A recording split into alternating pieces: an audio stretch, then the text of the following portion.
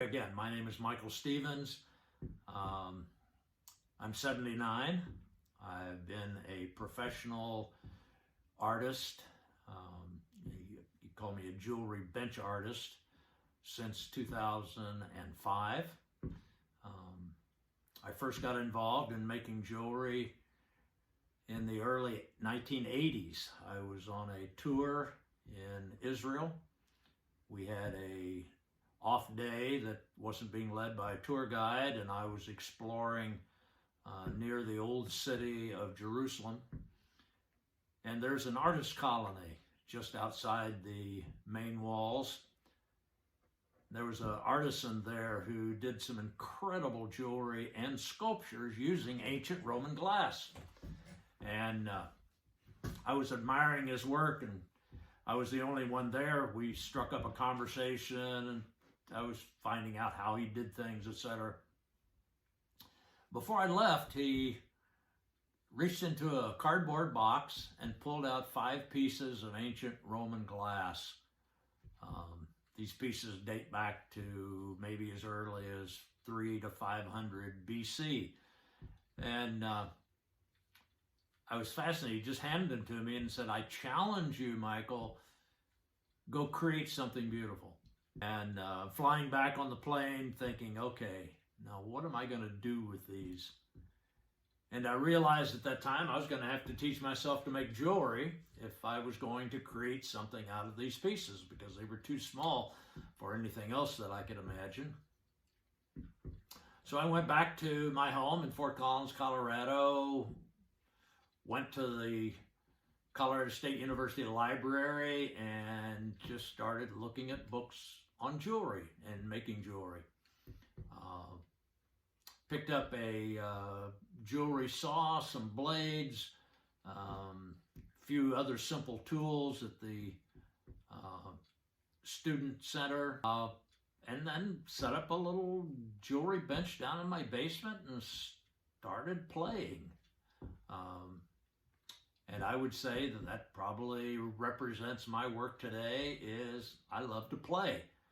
And creating things, to me, is the greatest play in the whole world. So anyway, that's a little about me.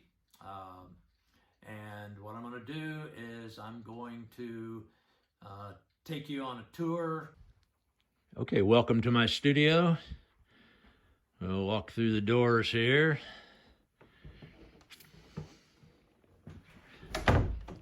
Do a little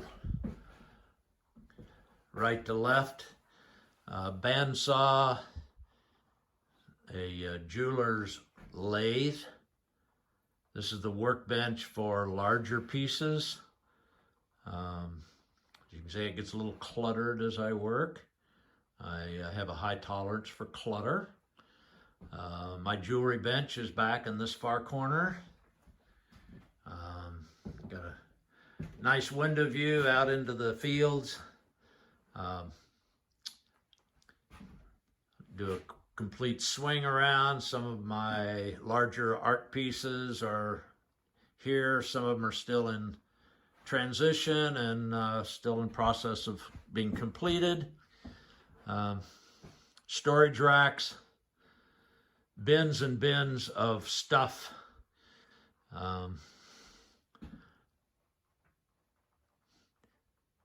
In my work using found objects, I'm always collecting things. I buy big things, take them apart, make little things. Here's a tub that I just left out to give you some idea. No, I do not know where everything is. I have an idea where a lot of things are. When it comes to constructing something with them, I just start looking. Here's some pieces that I've finished, adorning my wall right now. This is a simulated space probe. I'll try to move in enough that maybe you can see the background. It's a painted background designed to, let's get the shadows right, designed to look like a galaxy that is moving through. This is an experimental piece. I've just done one of them. On this table is a kind of an Android face head. This was my son's radiation mask that went over his head when he was going through CyberKnife surgery for brain surgery.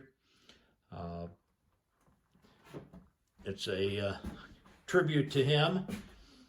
In the back is a kind of an automobile that I'm working on, kind of a funky thing made from a old vacuum cleaner, doll carriage, wheels. Here's a robot. Up here's a piece that I entered in a show for teapots, and I'm going to turn the handle here, and if you turn the handle, the teapot tips up and pours itself. Just a funky thing as I play. One of the things that, you know, I love to have pieces of work that do something.